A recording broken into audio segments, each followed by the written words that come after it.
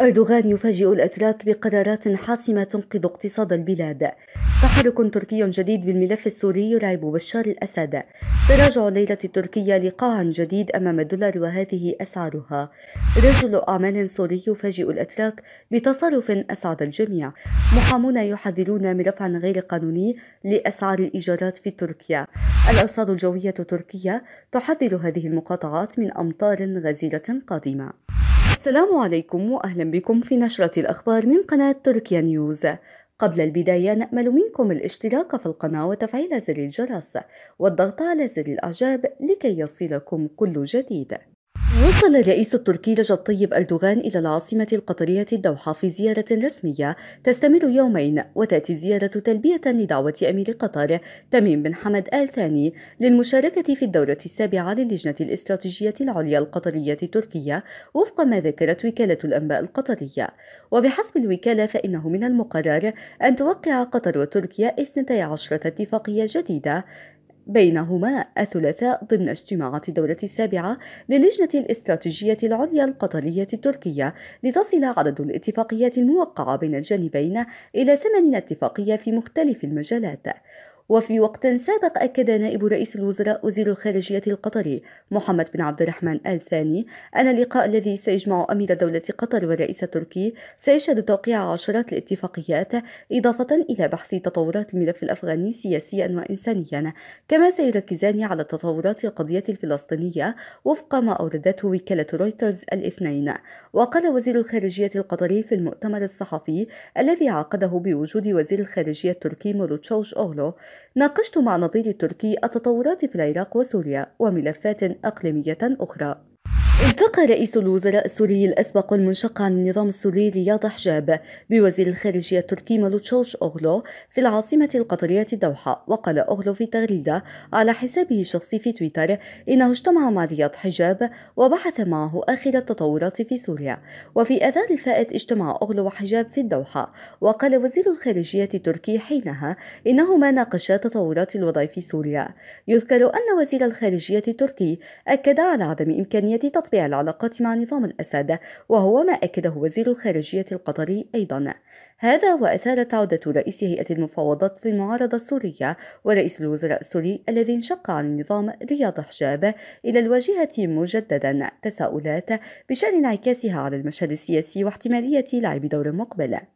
وجاء ظهور حجاب مع وزير الخارجية التركي مولوتشوش أوغلو بالتزامن مع القمة الثلاثية القطرية التركية الروسية والتي عقدت في الدوحة من أجل التسوية في سوريا. وكان آخر لقاءات حجاب الدولية مع المبعوث الأمريكي الخاص بسوريا في آب أغسطس الماضي، وتضمن اللقاء بحث قانون قيصر ومسائل متعلقة بالوضع السوري بشكل عام. رجعت الليرة التركية 0.7% مقابل الدولار لتعود من جديد لأدنى مستوياتها أمام العملة الأمريكية، متأثرة باستمرار المخاوف بشأن سياسات التيسير النقدي للبنك المركزي على الرغم من ارتفاع معدل التضخم بأكثر من 21% وفق ما أوردته وكالة رويترز. وسجلت الليرة التركية 13,8500 دولار بحلول الساعة 6:17 بتوقيت غرينتش، مقابل إغلاق يوم الجمعة الماضي الذي بلغ 13,7485، ولامست أدنى مستوى لها على الإطلاق عند 14 مقابل الدولار الأسبوع الماضي بعد تراجع كبير خلال الشهر الماضي. وكان الرئيس التركي رجب طيب أردوغان أعلن يوم السبت الماضي أنه يأمل في استقرار أسعار صرف العملات الأجنبية ومعدلات التضخم في فترة وجيزة، وتعهد مجددا بخفض أسعار الفائدة بعد هبوط تاريخي في قيمة الليرة التركية بلغت خلاله مستويات متدنية على نحو قياسي.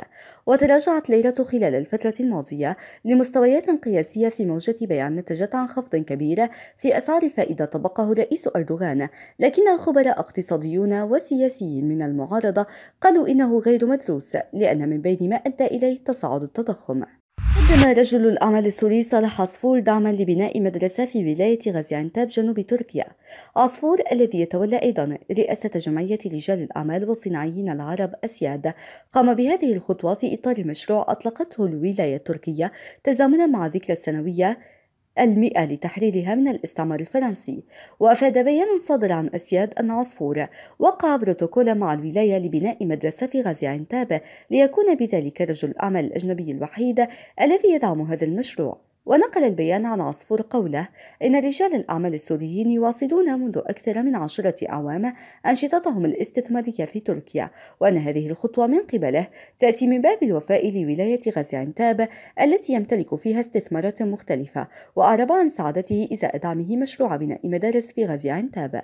وأجرت مجموعة من المستثمرين الصينيين زيارة إلى ولاية غازي عنتاب التركية للاطلاع على الأنشطة الاقتصادية والتجارية في المنطقة ودراسة الفرص الاستثمارية. وتأتي الزيارة التي جرى تنظيمها بدعم من ولاية غازي عنتاب وغرفتي الصناعة والتجارة في الولاية ورابطة مصدري جنوب شرق الأناضول، وتنسيق من قبل وكالة طريق الحرير للتنمية في إطار منتدى الأعمال والاستثمار التركي الصيني في غازي عنتاب بغرض استكشاف الفرص الاستثمارية والاطلاع على الإمكانات الاقتصادية والتجارية للولاية. حذر محامون من مطالبة أصحاب العقارات في تركيا المستأجرين بعلاوة مؤقتة على الرغم من أنه يحق لهم الحصول على زيادة لمدة عام واحد. جاءت التحذيرات وسط انفجار في أسعار استئجار شقة في تركيا، مما ترك الباحثين عن المنازل والطلاب على وجه الخصوص في حالة من الاضطراب. وأدى العرض المحدود والطلب المفرط في السوق إلى زيادة سريعة في أسعار الإيجارات، مما وضع ليس فقط من يبحثون عن منزل جديد ولكن أيضا من هم بالفعل مستأجرين في موقف صعب ضد الملاك. بدأ بعض أصحاب العقارات غير الراغبين في قبول السعر المتفق عليه والذي يدفعه المستأجر الحالي في المطالبة بسعر جديد، على الرغم من أنه يمكنهم قانونا رفع الإيجار مرة واحدة فقط في السنة. أحد الأمثلة على هذا الطلب غير المشروع لوحظ في مجمع مغلق في اسطنبول، حيث طلب مالك عقار به أكثر من 100 شقة في الموقع من جميع المستأجرين زيادة مؤقتة عبر واتساب. أصدرت المديرية العامة للأرصاد الجوية تحذيرا من عواصف رعدية قوية وشديدة على ساحل بحر إيجا وشديدة وعواصف رعدية لغرب البحر المتوسط. حذرت السلطات المواطنين من السيول والبرد في هذه المناطق، وذكرت أن نزخات وعواصف رعدية ستبدأ في بحر إيجا الساحلي مساء اليوم، من المتوقع أن تكون قوية حول إزمير أيضا مانيسا تشانكالي، وقوية جدا وأحيانا شديدة في المناطق الساحلية في إزمير أيضا المناطق الساحلية الغربية من بالكسر. من المتوقع أن تفقد الأمطار الغزيرة والغزيرة جدا تأثيرها بعد مساء الغد. على الصعيد ذاته حذرت من العواصف الرعدية المتوقعة في البحر الأبيض المتوسط الغربي، اعتبارا من هذه الليلة هي قوية بشكل عام، قوية جدا في المناطق المحيطة في بوردور إسبرتا وأجزاء جنوب غرب كونيا، هاي بوتشاك من بوردور الأجزاء الجنوبية من إسبرتا والمناطق الوسطى والساحلية من أنطاليا. من المتوقع أن تكون قوية جدا وشديدة في موغلا. أشارت إلى أنه من المتوقع أن تفقد الأمطار الغزيرة في غرب البحر المتوسط تأثيرها صباح الأربعاء. عزيزي متابع قناة تركيا نيوز، هل ينقذ أردوغان اقتصاد البلاد؟ شاركنا برأيك في خانة التعليقات.